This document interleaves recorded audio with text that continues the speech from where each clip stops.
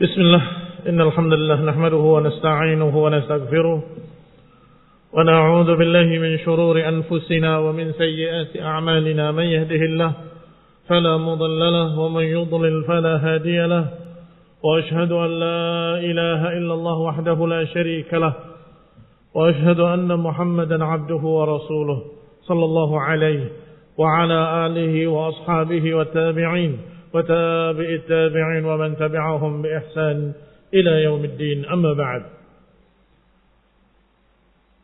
وصلنا إلى قول المصنف رحمه الله تعالى: اتخذوا أخبارهم ورهبانهم أربابا من دون الله. أعيد. قال المصنف رحمه الله تعالى: وقوله تعالى: اتخذوا أحبارهم ورهبانهم أربابا من دون الله والمسيح ابن مريم وما أمروا إلا ليعبدوا إلها واحدا لا إله إلا هو سبحانه عما يشركون. Musannif membawakan ayat berikutnya dalam tafsir La ilaha illallah, yaitu ucapan Allah Subhanahu wa taala dalam surat Taubah ayat 31. Ittakhadhu ahbarahum wa ruhbanahum arbaban min dunillah. Mereka mengambil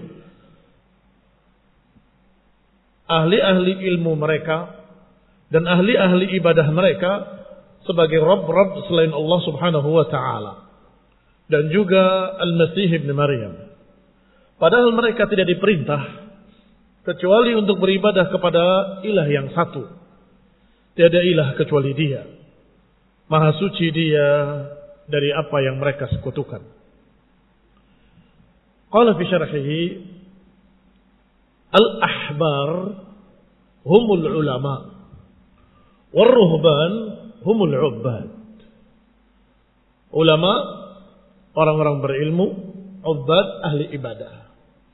Hanya saja pada kaum Nasrani dan pada kaum Yahudi, atau dikumpulkan dengan satu nama, ahlul kitab.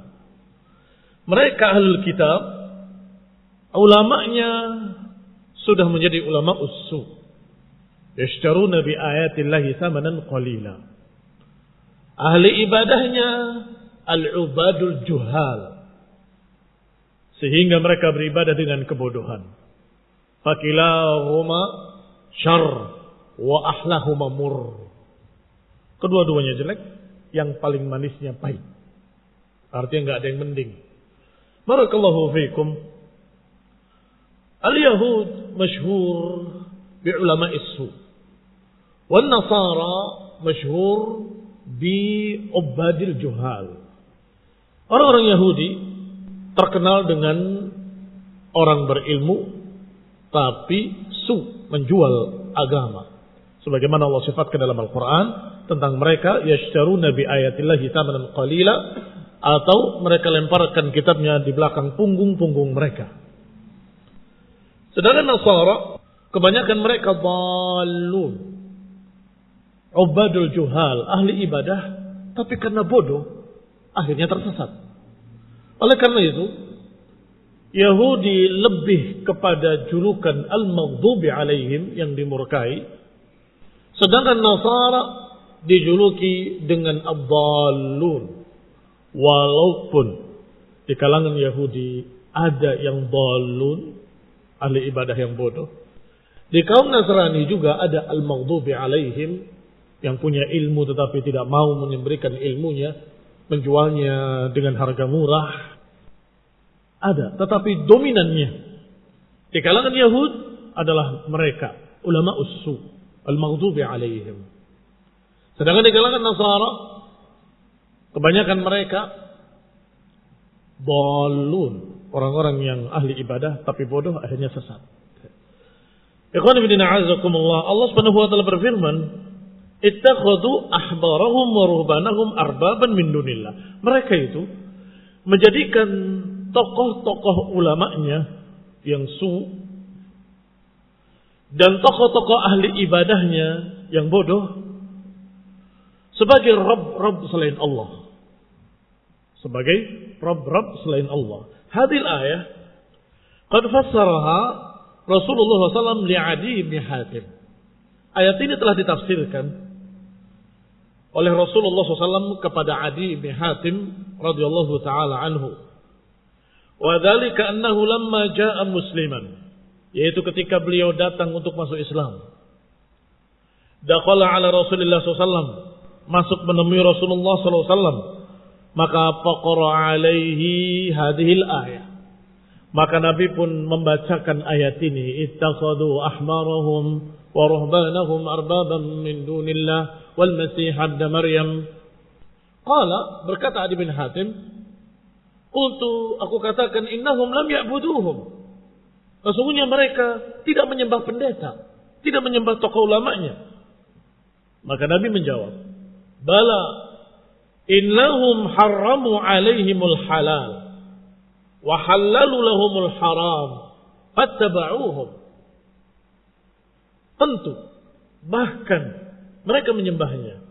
Bukankah mereka mengharamkan atas mereka apa yang Allah halalkan, dan menghalalkan untuk mereka apa yang Allah haramkan, dan kemudian mereka mengikutinya?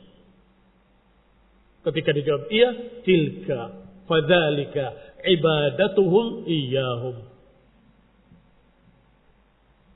Wa tilka ibadatukum iyyahum, dalam riwayat.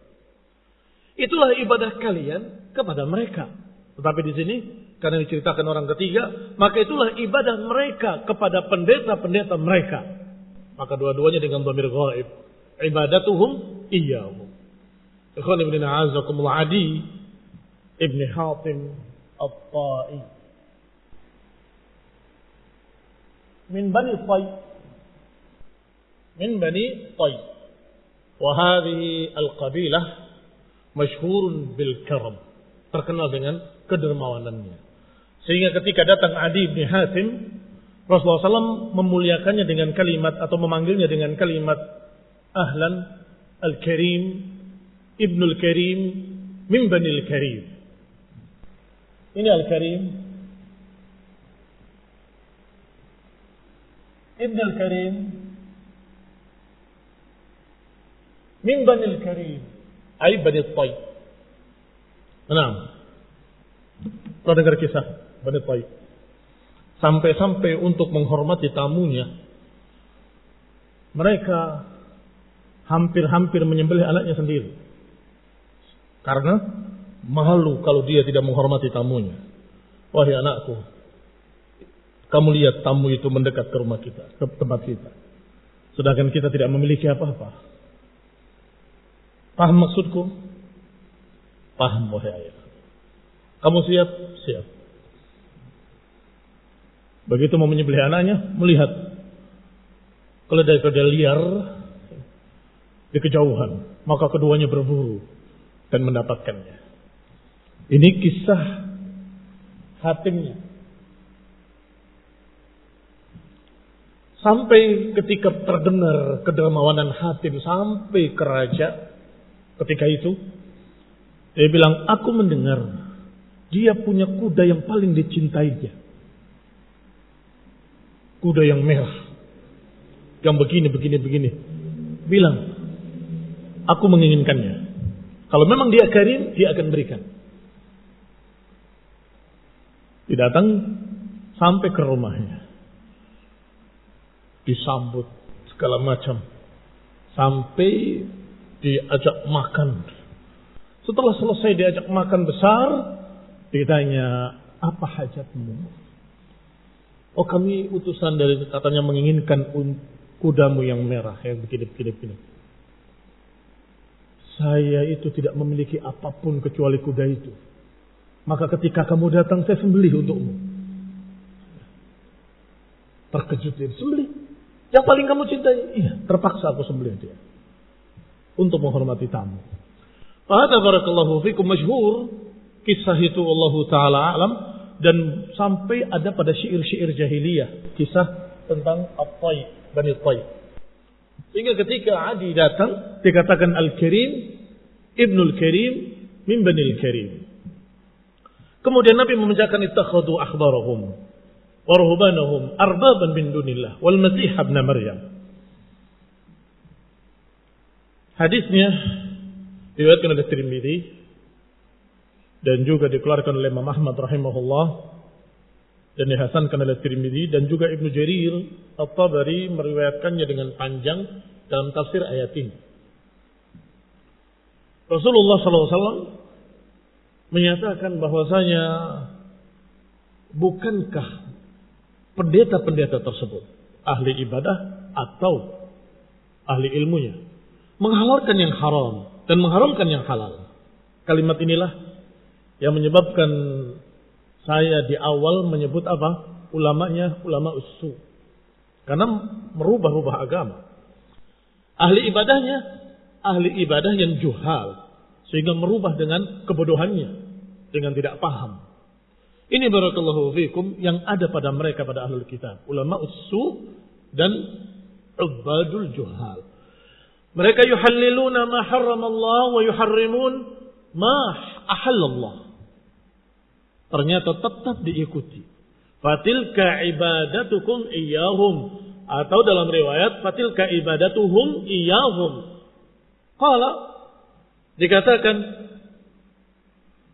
oleh As-Suddi, istansahur rijal wa menabadhu kitaballahi wara'a zuhurihim. Kata As-Suddi rahimahullah bahwa maknanya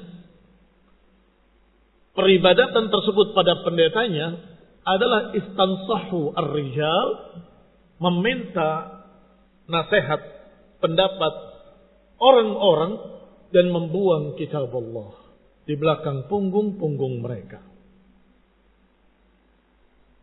yakni lebih mementingkan ucapan manusia daripada ucapan Allah Subhanahu wa taala. Walihada qala ta'ala wa ma umiru illa liya'budu ilahan wahida. Oleh karena itu Allah katakan mereka tidak diperintah kecuali untuk beribadah kepada ilah yang satu. Jangan menyembah ilah yang banyak. Menyembah Allah juga, tetapi menyembah pendeta juga. La ilaha illahu, tidak ilah yang berhak diibadahi kecuali Dia, yakni Allah Subhanahu wa taala. Subhanahu amma yusyrikun, maha suci Allah dari apa yang mereka sekutukan.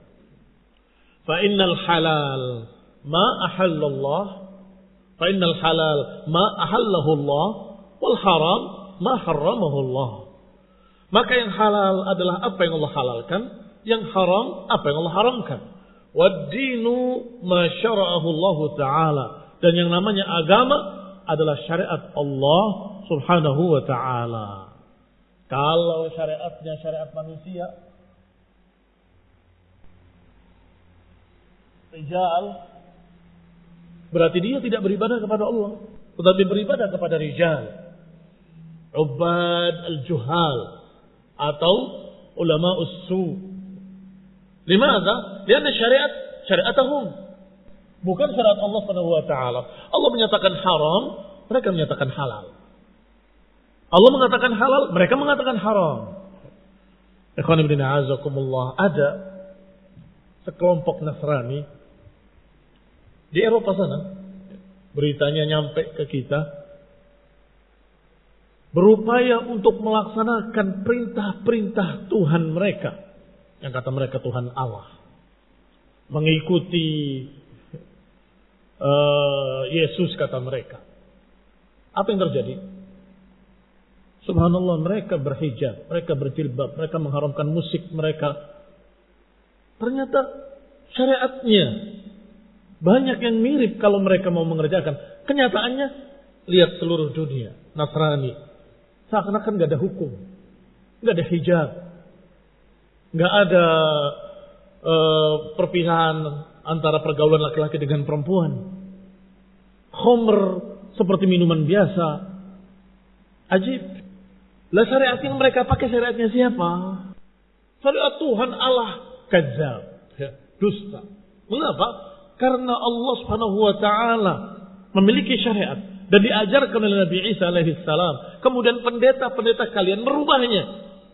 Sedangkan kalian tidak mengikuti Allah, tapi mengikuti perubahan dari pendeta-pendeta kalian.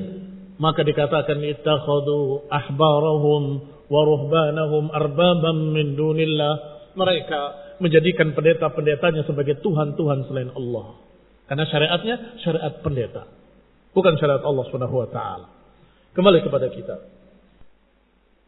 Fadhahara bihadza anna al-ayat dallat ala anna man ata'a ghayra Allah wa rasulih wa 'arada 'anil akhdh bil kitab was sunnah fi tahlil ma harrama Allah aw tahrim ma ahallahu Allah wa ata'ahu fi ma'siyati Allah wattaba'u fi ma lam ya'dan Allah faqad ittakhadhahu rabban wa ma'budan wa ja'alahu lillahi syarika. Maka tampaklah di sini bahwa ayat ini menunjukkan bahwa siapa yang mentaati selain Allah dan Rasulnya, berpaling dari mengambil kitab dan sunnah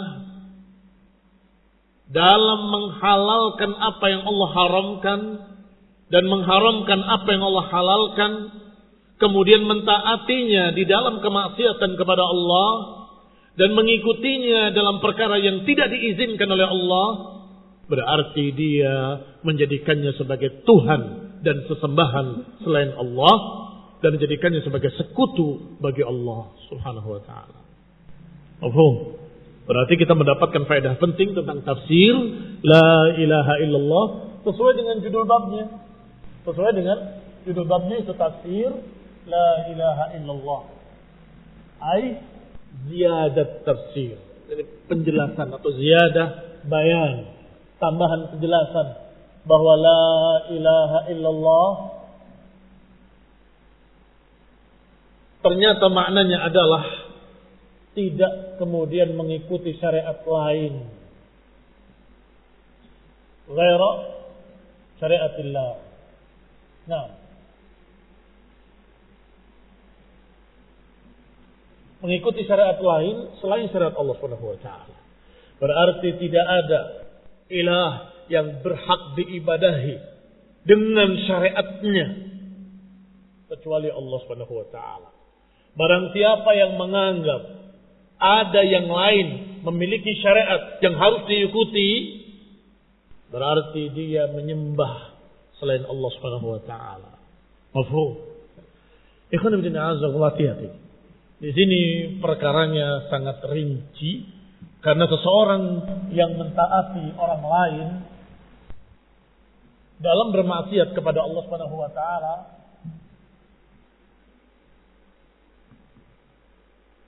bertingkat-tingkat. Kalau sepintas maknanya tidak boleh mentaati siapapun kecuali Allah. Tidak boleh tunduk mentaati aturan syariat siapapun kecuali syariat Allah Subhanahu wa taala dan aturan Allah. Iya kan? Berarti siapa yang mentaati selain Allah dalam bermaksiat kepada Allah, maka dia musyrik. Sepakat? Hati-hati. Ini bahaya. Kenapa bahaya? Karena bisa syirik, bisa dosa besar, bisa dosa di bawahnya, bisa di bawahnya. Tergantung dalam masalah apa dia mentaatinya. Dia mentaatinya dalam perkara yang dosa, ya berarti berdosa. Ayo, kita kita merokok di atas parah. Yuk. Mentaati selain Allah SWT dalam bermaksiat kepada Allah, musyrik. Tidak. Asi. Tukang maksiat. Karena dilakukannya dosa. Haram. Baik. Demikian pula ketika semakin besar. Kalau dia mentaati perintahnya di dalam berbuat dosa besar, ya berarti dosa besar. Kalau mentaati perintahnya dalam perkara kekufuran, maka dia kafir. Mafhum? Baik. Sekarang ada lagi seorang yang mentaati orang lain dalam bermaksiat kepada Allah, tetapi dengan keyakinan kalau orang tersebut memiliki hak untuk menentukan syariat, maka dia kafir. Walaupun perkara kecil, tetapi keyakinannya yang menyebabkan kafir. Keyakinannya yang menyebabkan kafir. Bahwa dia berhak membuat syariat, berhak mengubah syariat. Maka ini juga bentuk lain. Yang ini yang dikatakan dengan juhud. Sengaja menentang. Aku tahu itu punya syariat, tapi Orang ini juga punya syariat. Fahadha barakallahu fikum kafir.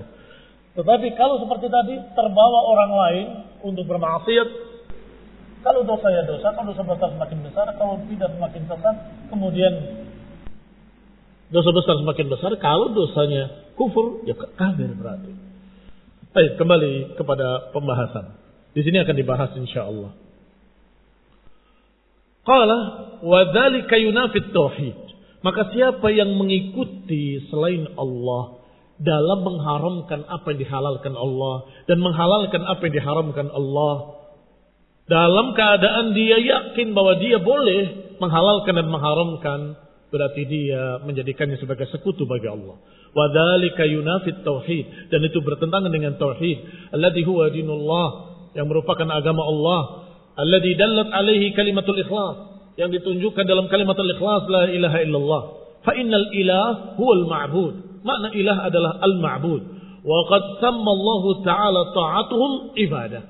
Dan Allah telah menamakan ketaatan mereka sebagai ibadah pada mereka. Sammahum arbaban. Allah sebut sebagai Rabb.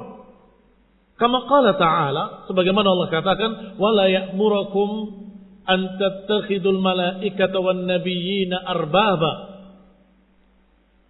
Dan tidak menyuruh kalian untuk menjadikan malaikat-malaikat dan nabi-nabi sebagai Rabb selain Allah. Maknanya sekutu bagi Allah Subhanahu wa taala fil ibadah. Ayamurukum bil kufri. Apakah dia menyuruh kalian dengan kekafiran? Ba'da id antum muslimun, yang kalian tadinya sudah muslimin. Fa kullu ma'budin rabb. Maka siapa yang disembah berarti dia Rabb. Wa kullu muta'in muttaba'in ala ghairi ma syara'ahu Allah ta'ala wa rasuluh faqad ittakhadahu al-muti' rabban wa ma'budan. Maka siapa yang ditaati dan diikuti dengan selain syariat Allah Subhanahu wa taala dan rasulnya, maka dia menjadikan sang muti' tadi yang mentaatinya, berarti dia menjadikannya sebagai Rabban wa ma'budan. Menjadikannya sebagai Rabb dan ma'bud. Kama qala ta'ala fi ayatil an'am, sebagaimana Allah katakan dalam surat Al-An'am, wa in ata'tumuhum innakum lamusyrikun. Jika kalian taati mereka, maka kalian musyrikin. Jadi mentaati mereka dalam kekafiran mereka, mentaati mereka dalam syariat yang mereka buat sendiri, mengikuti mereka dalam jalan-jalan syaitan, jalan-jalan selain jalan Islam. Kalau kalian taati, idzan kalau begitu kalian musyrikun. Wa in ata'tumuhum innakum lamusyrikun. Wa hadha huwa wajhu mutabaqatil ayah li tarjamah. Disinilah kaitannya ayat ini dengan judul bab. Wa yushbihu hadhihi al-ayah fil ma'na, dan yang mirip dengan ayat ini secara makna adalah ucapan Allah Subhanahu wa taala, am lahum syuraka'u syara'u lahum min ad-dini ma lam ya'dan bihillah. Sudah kalian catat kemarin kan? Bahwasanya am lahum syuraka syara'u lahum min ad-din ma lam ya'dan bihillah. Ini menunjukkan bahwa siapa yang memberikan hakut tasyri' kepada selain Allah, maka dia kafirun musyrik. Saya ulangi, siapa yang meyakini dan menganggap ada selain Allah yang memiliki hakut tasyri', hak untuk mengatur syariat selain Allah SWT, maka dia kafirun musyrik. Ikhwanuddin.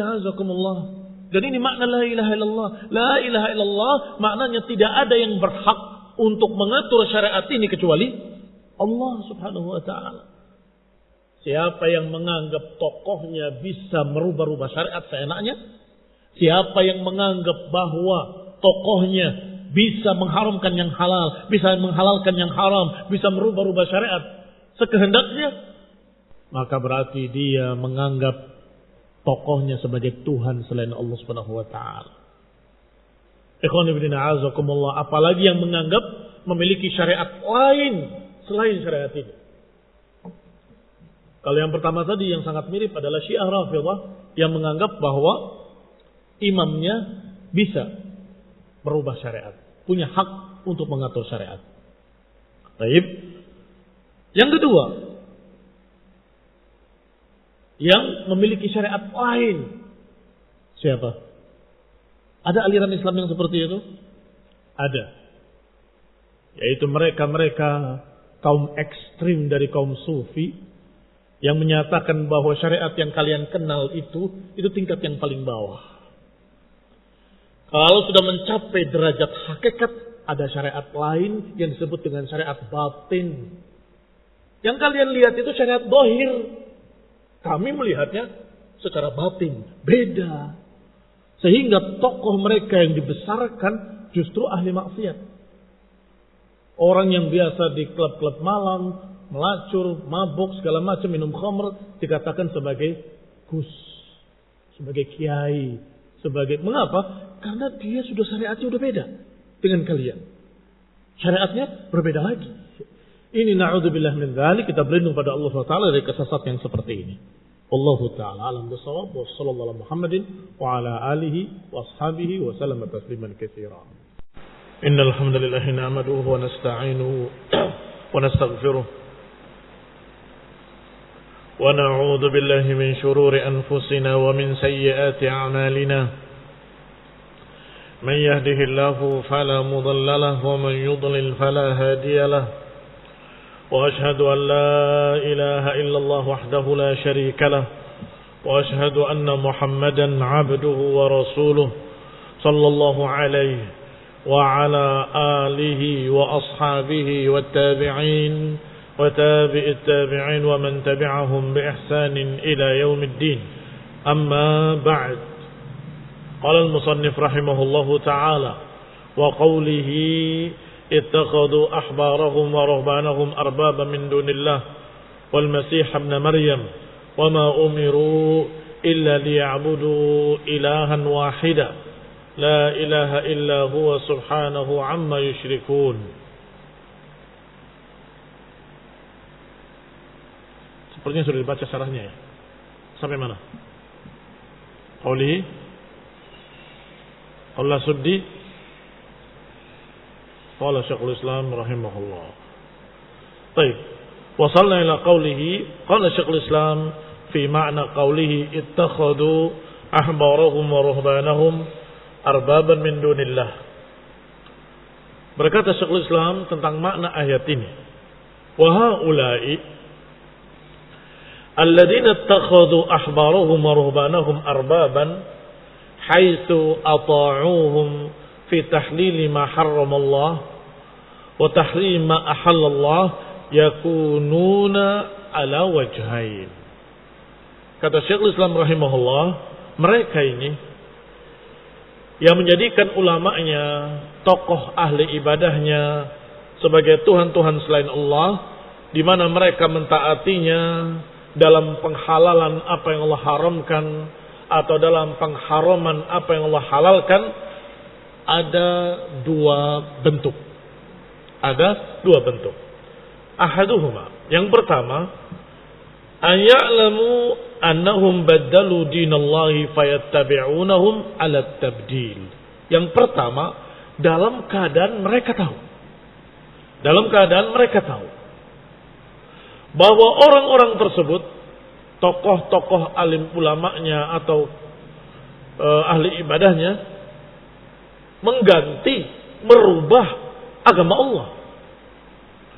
Fayattabi'unahum 'ala tabdil, maka mereka tetap mengikutinya dalam keadaan tahu mereka merubah agama Allah.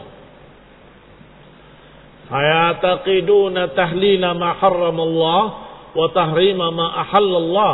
Akhirnya mereka justru meyakini apa yang dihalalkan dari apa yang Allah haramkan, dan apa yang mereka haramkan dari apa yang Allah halalkan, mereka yakin. Ittiba'an li ru'asaihim, karena mengikuti tokoh-tokohnya.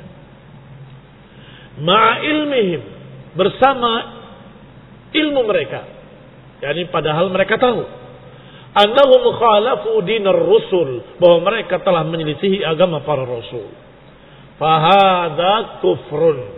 Yang begini kekafiran. Yang begini merupakan kekafiran. Faqad ja'alahu Allah wa rasuluhu syarikan. Karena dia dengan sengaja menjadikan tokoh-tokohnya, pendeta-pendetanya, rahib-rahibnya sebagai Tuhan-Tuhan selain Allah. Berarti disekutukan bersama Allah subhanahu wa ta'ala. Wa illam yakunu yusalluna lahum. Walaupun mereka tidak salat kepada pendeta-pendetanya, walaupun mereka tidak sujud kepada pendeta-pendetanya, fakana man ittaba ghairahu fi khilafid din, maka siapa-siapa yang mengikuti orang lain dalam menyelisihi agama, dalam keadaan sadar, dalam keadaan tahu bahwa orang itu menyelisihi agama, wa taqada maqalahu dzalika, dan meyakini apa yang dirubah oleh tokoh-tokoh tadi, tidak meyakini apa yang Allah katakan dan Rasulnya, maka orang ini musyrikan mitla haula. Orang ini musyrik seperti tokoh-tokohnya tersebut. Pahami dulu yang pertama supaya bisa memahami yang kedua. Yang pertama, dalam keadaan ilman atau dalam keadaan aliman litaghyirihim,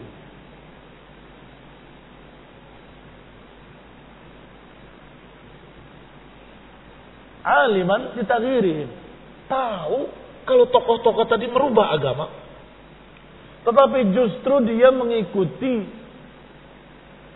apa yang mereka rubah dalam keadaan sadar kalau itu bukan agama Allah, dan meninggalkan apa yang Allah katakan. Baik, ini kufrun. Mengapa? Karena menyekutukan Allah. Dalam hal apa menyekutukan Allah? Menganggap bahwa orang-orang tadi yang merubah agama Allah berhak untuk merubah syariat, berarti dia kedudukannya sama dengan Allah subhanahu wa ta'ala yang boleh membuat syariat. Dalilnya apa? Masih ingat? Am lahum syuraka'u syara'u lahum minad dini ma lam ya'dan bihillah. Apakah mereka punya Tuhan-Tuhan lain, sekutu-sekutu lain yang bisa membuat syariat tanpa diizinkan oleh Allah? Berarti menganggap tokoh-tokohnya boleh merubah syariat. Menganggap pendeta-pendetanya, alim ulamanya boleh merubah agama. Astagfirullah. Menurut saya tidak perlu membedakan laki-laki dengan perempuan.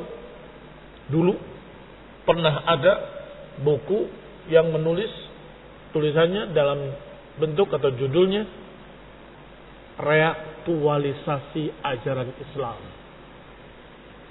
Ya, ini ajaran Islam mau dirubah untuk disesuaikan dengan masa. Baik, sehingga nggak perlu lagi dibedakan laki-laki dan perempuan. Perempuan dapat satu, laki-laki dapat dua. Ucapan Allah Taala, "Lidzakari mithlu hadzil unthayain." Bagi laki-laki mendapatkan dua perempuan atau mendapatkan dua hak perempuan. Ini nggak perlu sekarang, sebab perempuan sekarang sudah kerja juga seperti laki-laki. Ikhwan fillah, a'azzakumullah, mereka yang salah, agama yang dirubah. Ya kenapa? Mereka pada kerja, itu yang salah. Mereka itu tugasnya mengurus anak di rumah, sedangkan para suami yang membiayai mereka. Ar-rijalu qawwamuna 'alan nisa. Kalau terpaksa itu lain bicara, itu lain masalah. Tetapi tidak merubah hukum Allah. Kembali kepada kitab. Kalau sudah tahu yang nomor satu, bahwa ketika seseorang meyakini bahwa tokoh-tokohnya berhak merubah agama, di situ kekafiran. Adapun yang kedua, ayyakuna i'tiqaduhum wa imanuhum bitahrimil haram wa tahlilil halal sabitan, lakinnahum ata'uhum fi ma'siyatillah. Yang kedua, keyakinan mereka dan iman mereka dengan keharaman dari Allah dan penghalalan yang halal dari Allah sabit. Itu tetap halal, itu tetap haram. Yang diharamkan oleh Allah tetap haram, yang dihalalkan oleh Allah tetap halal. Hanya saja dia mengikuti orang lain dalam penentangannya terhadap hukum syariat. Kama yaf'alul muslim ma yaf'aluhu minal ma'asi, maka hukumnya sama dengan apa yang dilakukan oleh seorang muslim dari maksiat-maksiat. Sama enggak? Sama. Misalnya seorang berbuat dosa. Kamu anggap itu halal? Ya enggak sih. Haram. Berarti orang ini berbuat maksiat. Keyakinannya tetap itu haram. Baik. Kembali pada kita. Maka orang yang berbuat dosa-dosa, hukumnya dosa, tidak kafir. Demikian pula mentaati orang lain dalam dosa, ya ikut dosa.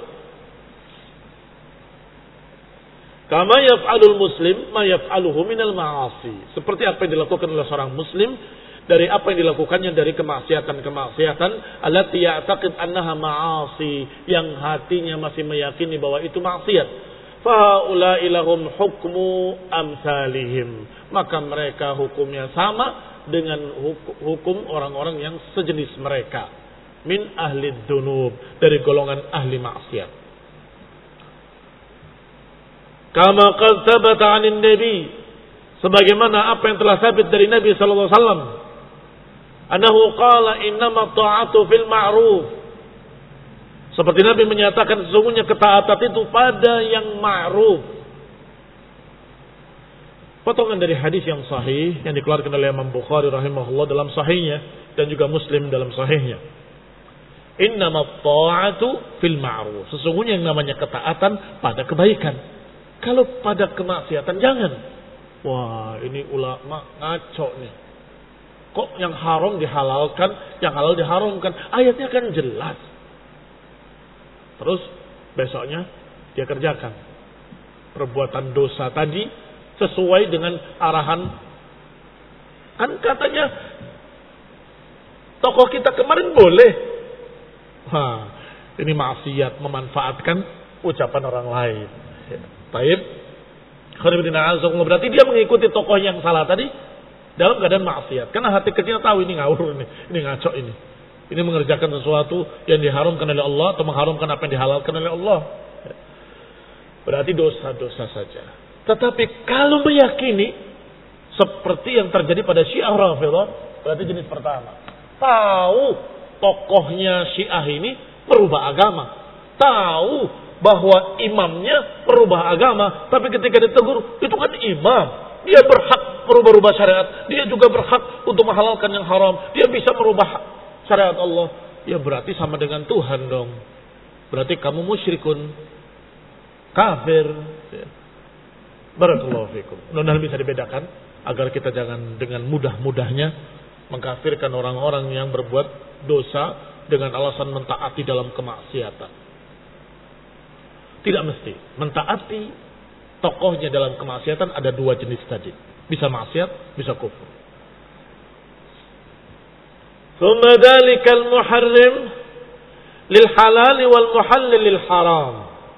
In kana mujtahidan qasduhu ittiba'ur rasul lakin khafiya alayhi al haqq fi nafsi al amr wa qad ittaqallaha mastata' fa hadha la yu'akhiduhu bi khata'ihi bal yuthibuhu ala ijtihadihi alladhi ata'a bihi rabbah. Baik. Sekarang tokohnya. Tadi kan yang mengikutinya ada dua macam. Sekarang tokohnya yang menghalalkan apa yang diharamkan dan mengharamkan apa yang dihalalkan Allah Subhanahu wa taala. Juga ada dua macam. Yang satu, dia mengerjakan tahrim ma ahallahu Allah, dan sebaliknya menghalalkan apa yang Allah haramkan, tetapi ijtihadan.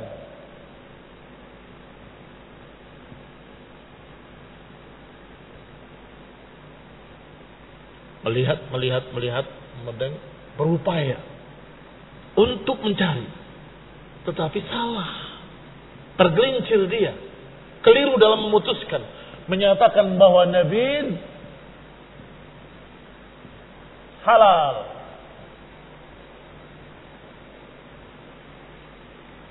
Baik. Padahal nabi itu barakallahu fikum memabukkan. Karena nabi ada bermacam-macam. Ada nabi yang kalau diminum banyak haram. Ada ulama yang mengaku halal. Yang namanya khamr itu adalah kalau dibuat dari anggur. Kalau dibuat dari korma, dah haram. Bagaimana ini? Kalau kamu mengikuti kesalahannya dia karena pengen khamr, pengen mabuk, berarti kamu pendosa.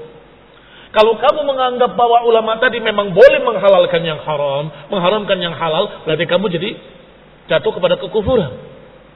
Tetapi tokoh ini tergantung. Apakah dia menganggap halal nabi itu adalah karena ijtihadnya, maka dia dimaklumi. Artinya tidak dosa. Man ijtahada fa asab falahu ajrani wa man ijtahada fa akhta falahu ajrun wahid. Siapa yang beristihad kemudian tepat, maka mendapatkan 2 pahala. Siapa yang beristihad tetapi kemudian salah dalam istihad, maka dapat 1 pahala. Bukan dosa, malah dapat pahala. Kalau dia beristihad, tentunya yang namanya beristihad bisyurutihi, dengan syarat-syarat istihad. Kembali kepada kitab. Kalau muhallil yang haram dan muharrim yang halal tadi mujtahidan, tujuannya mengikuti Rasul, lakin khafiya alaih, tetapi tersamar al-haq, tersamar kebenaran. Wa qad ittaqallaha mastata', dan dia sudah berhati-hati, bertakwa kepada Allah dengan sebenar-benarnya. Fa hadza la yu'akhidhu bi khata'ihi, maka orang yang seperti ini tidak dibalas dari kesalahannya. Ini tidak dosa. Bal yutibuhu, bahkan dapat pahala karena ijtihadnya. Alladzi ata'a bihi rabbah, yang dia berupaya untuk mencari dalilnya, berusaha untuk mentaati Rabbnya, tetapi tergelincir. Ini namanya zallah. Tetapi la tatatabba' zallatul ulama. Kalian jangan mencari-cari ketergelinciran para ulama. Merekanya mudah-mudahan diberi pahala atas ijtihadnya. Tetapi orang yang mencari-cari ketergelinciran para ulama, dialah yang dal, sesat. Misalnya pengen menghalalkan khamr, cari, dapat ini. Fulan boleh asal jangan dari anggur. Pengen nikah tanpa wali, cari dapat. Imam fulan membolehkan nikah tanpa wali. Pengen nikah mut'ah, cari, dapat. Sahabat fulan pernah membolehkan nikah mut'ah. Barakallahu fikum. Padahal di tempat sama, di waktu yang sama, Umar bin Khattab menyatakan, kalau engkau berani melakukannya, kami akan rajam seperti rajamnya orang yang berzina. Sahabat tadi diam, mengakui kesalahannya. Baik. Dicari oleh mereka, ini ada sahabat yang membolehkan. Astagfirullah. Yatatabba' zallat al-ulama, mencari-cari ketergelinciran para ulama.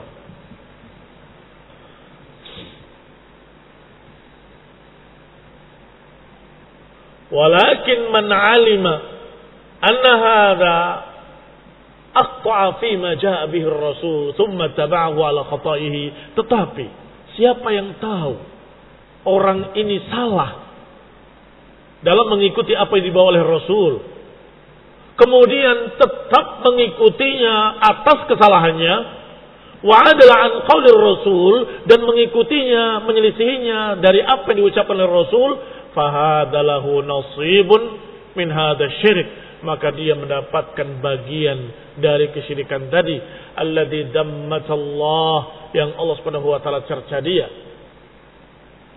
La siyama in ittaba'a fi dzalika hawa, apalagi kalau sengaja-sengaja mengikuti hawa nafsunya. Wa nasarahu bil yadi wal lisan, kemudian dibela lagi dengan tangannya dan lisannya. Ma ilmi bi annahu mukhalif, padahal dia tahu kalau orang itu menyelisih Rasul. Fa hadza syirkun yastahiqqu sahibul 'uqubah. Maka ini kesyirikan yang pelakunya pantas untuk dihukum. Walihada ittafaqa ulama ala annahu idza 'urifa al-haqq la yajuzu taqlid ahadin fi khilafih.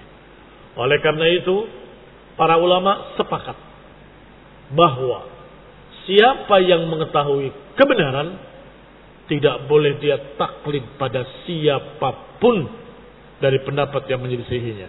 Tidak boleh taklid pada pendapat siapapun yang menyelisihinya. Wa innama tanaza'u fi jawazi taqlidil qadir 'ala al-istidlal. Hanya saja mereka berselisih tentang bolehnya taklid orang yang mampu untuk mencari dalil. Perhatikan baik-baik. 3 keadaan. Orang yang jahil dan tidak mampu berijtihad dan tidak mampu mencari-cari dalil, maka yajuzu lahu at-taqlid. Baik. Kalau tidak mampu dan tidak bisa mencari dalil, ya udah ikut aja apa yang dikatakan oleh para ulama. Kalau nggak jelas, tanya apa sih dalilnya, apa ayatnya, apa hadisnya, titik. Ini dimaklumi karena mereka jahil, awam. Yang kedua, alim bisyai. Saya bukan mengatakan alim itu artinya ulama, bukan. Tapi man arafal haqqa, siapa yang mengetahui satu kebenaran, maka la yajuzu lahu taqlid ila ahadin kainan man kan. Kalau sudah tahu satu kebenaran, maka jangan mengikuti, jangan taklid pada siapapun.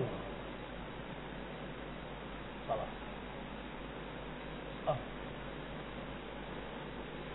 La yajuzu lahu taqlid. Kalau dia sudah tahu bahwa khamr haram, maka jangan taklid pada imam manapun. Oh, tapi imam fulan membolehkan Nabi. Jangan.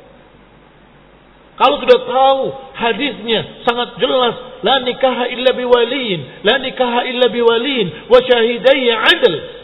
Tidak boleh nikah tanpa saksi. Diulang 3 kali. Tidak boleh nikah tanpa saksi. Tanpa wali. Tidak boleh nikah tanpa wali. Tidak boleh nikah tanpa wali. Tidak boleh nikah tanpa wali. Dan 2 saksi. Baik. Tiba-tiba taklid dengan imam fulan yang katanya boleh nikah tanpa wali. Ada yang lebih ekstrim lagi, boleh tanpa saksi. Dikiaskan dengan jual beli. Wanita boleh menjual barangnya, maka dia boleh juga menjual dirinya dengan makna menikahkan. Saya nikahkan diri saya dengan mahar sekian. Kemudian sang laki-laki menyatakan, saya terima nikahnya. Astagfirullah. La yajuzu lahu taqlid. Kalau kamu sudah tahu dalilnya, maka tidak boleh taklid pada siapapun. Walaupun mungkin ada ulamanya yang membolehkan. Rahimahumullah wa ghafarallahu lahum. Semoga Allah merahmati mereka. Semoga Allah memberikan pahala atas ijtihad mereka. Tapi jelas ijtihadnya salah. Baik. Mereka dimaklumi kenapa? Belum datang hadis ini pada beliau. Belum datang hadis tadi kepada beliau. Maka la yajuzu lahu taklid. Keadaan ketiga, dia qadir, mampu untuk mencari dalil. Hal yajuzu lahu taqlid. Dia mampu kalau mau cari dalilnya dalam buku-buku, dalam kitab-kitab, dia bisa. Apakah boleh dia taklid? Ikhtalafa al-ulama.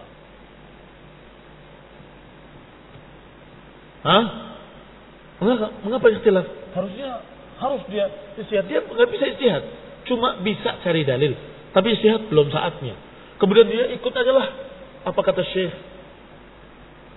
Disinilah letaknya ikhtilaf para ulama. Tetapi kalau kebetulan sudah tahu satu masalah bahwa itu hak, maka tidak boleh taklid pada siapapun, pendapat manapun yang menyelisihinya. Kembali pada kitab.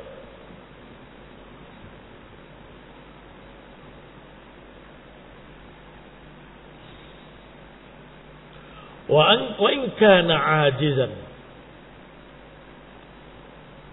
kalau dia tidak mampu min idharil haqqil ladzi ya'lamu, tidak mampu menampakkan kebenaran yang dia tahu, fa hadza yakunu kaman arafa anna dinal Islam haqqun wa huwa bainan nasara. Maka orang ini sama dengan orang yang tahu bahwa Islam itu hak tapi dia masih tetap di antara orang Nasrani. Fa idza fa'ala ma yaqdir 'alaihi minal haqq, kalau dia lakukan apa yang dia mampu dari kebenaran, la yu'akhadh, tidak akan dituntut yaumul qiyamah bima ajizanhu, apa yang dia tidak mampu.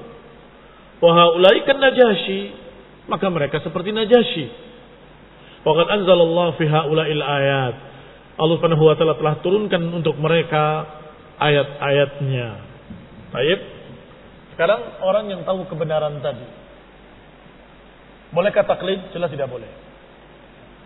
Bagaimana kalau dia dalam keadaan tahu kebenaran tapi nggak mau mengikuti kebenaran yang dia tahu? Maka dia seperti orang yang tahu Islam hak tapi dia masih di tengah-tengah Nasrani. Apa manfaatnya dia tahu Islam hak kalau dia masih tetap di tengah-tengah Nasrani? Masuk Islam lah. Maka orang yang tahu kebenaran, ya ikutilah.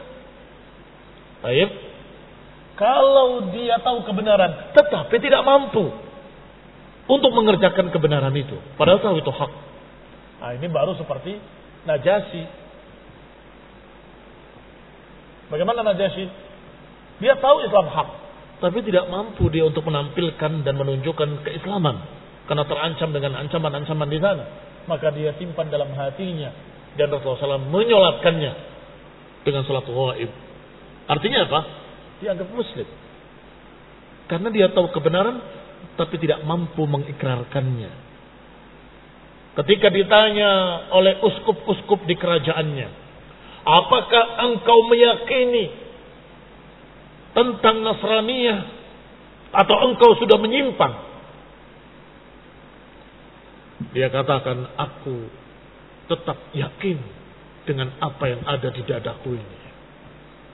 Pikiran mereka Nasraniyah, padahal dia sudah mengantongi secari kertas yang bertuliskan la ilaha illallah Muhammadur Rasulullah. Demikian diriwayatkan. Artinya apa? Dia sudah Islam sungguhnya. Aku tetap yakin dengan apa yang ada di dadaku. Di sini sudah ada tulisan la ilaha illallah Muhammadur Rasulullah. Maka dimaklumi karena tidak mampu. Tinggal demikian pula kebenaran-kebenaran tadi. Kalau engkau tidak tahu, taklid kepada ulama ahlu sunnah ya bagus. Ya. Karena itu mampunya. Kalau dia mengetahui kebenaran, maka hati-hati. Jangan taklid pada siapapun yang menyelisihi kebenaran yang sudah kamu tahu.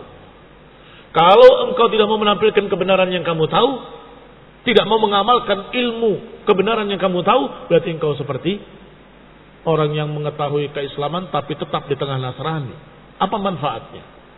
Kalau tidak mampu menampilkan kebenaran, mengerjakan kebenaran, berarti engkau seperti Najasyi. Tahu kebenaran, tetapi tidak mampu menunjukkannya. Tetapi dia tetap dianggap orang yang mengikuti kebenaran. Karena niat ingin mengikuti kebenaran, tapi tidak mampu. Dan Allah Subhanahu wa taala menurunkan ayatnya. Wa inna min ahlil kitabi lama yu'minu billahi wa ma unzila ilaikum wa ma unzila ilaihim. Dan sungguhnya di antara ahli kitab ada yang beriman kepada Allah dan apa yang diturunkan kepada kalian dan apa yang diturunkan pada mereka. Wa qauluhu, dan juga dalam ucapan Allah Subhanahu wa taala, wa idza sami'u ma unzila ila ar-rasul tara a'yunuhum tafidu minad dam' mimma 'arafu minal haqq. Ketika mereka mendengarkan apa yang diturunkan kepada Rasul, kamu lihat mata-mata mereka mencucurkan air mata. Ini pendeta-pendeta itu mencucurkan air mata. Mimma 'arafu minal haqq, karena mereka mengetahui kebenaran. Wa qawlihi, dan juga ucapan Allah Subhanahu wa taala, wa min qaumi Musa ummatun yahduna bil haqqi wa bihi ya'dilun. Dan di antara kaumnya Musa ada satu umat yang mengikuti kebenaran dan mereka mengikutinya. Wa amma in kana al-muttabi' lil mujtahid ajizan, kalau orang yang mengikuti mujtahid tadi ajiz, tidak mampu untuk mengetahui kebenaran alat tafsil secara rinci, wa qad fa'ala ma qudira alaih, dan dia telah mengerjakan apa yang dia mampu, maka orang tersebut mithluhu min al-ijtihad fi at-taqlid, maka tidak mengapa ijtihad dalam taklid. Fa hadza la yu'khad in akhta, orang ini tidak dituntut, tidak dosa kalaupun salah, sebagaimana pada ahlul qiblah, yakni seluruh kaum muslimin dijuluki ahlul qiblah. Sekarang orang ini tidak mampu taklid pada ulama, boleh.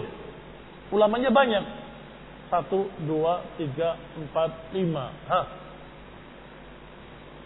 Kalau mereka sepakat, enteng bagi mereka ini.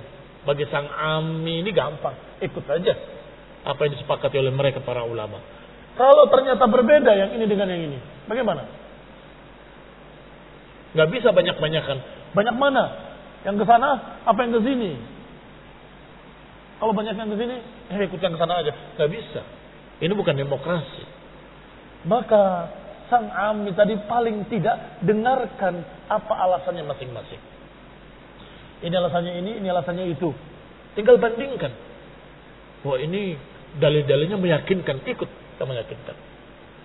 Walaupun mungkin salah, tetapi dimaklumi. Misalnya ini dalil-dalilnya meyakinkan.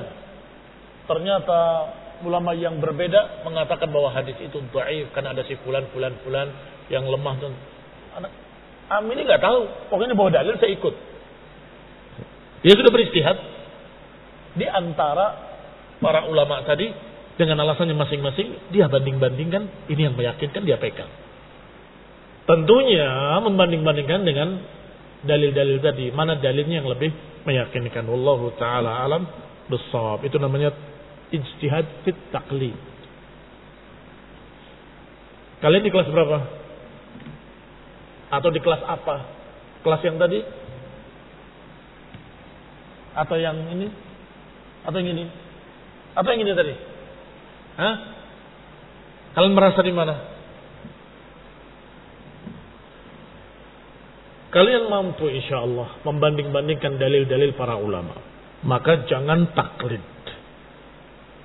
Apa alasannya Imam Fulan? Apa alasannya Imam Fulan? Lihat. Akan terlihat jelas perbedaannya. Apalagi kalau imam-imam yang mutaqaddimin. Mengapa? Karena mutaqaddimin seringkali mereka susah mendapat hadis. Ketika kamu dapat hadis sahih, bahkan diriwayatkan dalam Bukhari dan Muslim, kemudian ada ulama yang menyelisihinya, ya jangan diikuti. Rahimahullah, mungkin beliau belum mendengar hadis ini. Atau mungkin beliau menganggap hadis ini dhaif. Itu kan belum zaman Bukhari, belum zaman Muslim. Atau mungkin beliau mendapatkan hadis yang sama, tapi dari jalan yang lemah. Paham ya? Sehingga dia menganggap ini lemah. Akhirnya menyelisihi. Dan kasihlah 1000 uzur bagi para ulama tadi sebelum kamu menyatakan bahwa dia sengaja menyelisihi dalil. Nggak mungkin. Kecil kemungkinan. Maka kita kasih uzur. Mungkin belum tahu. Mungkin dia anggap. Atau mungkin. Al-muhim dalil ini yang kita pegang. Mafhum? Allahu ta'ala alam. Bissawab. Wa sallallahu ala Muhammadin wa ala alihi wa ashabihi wa sallama tasliman katsira.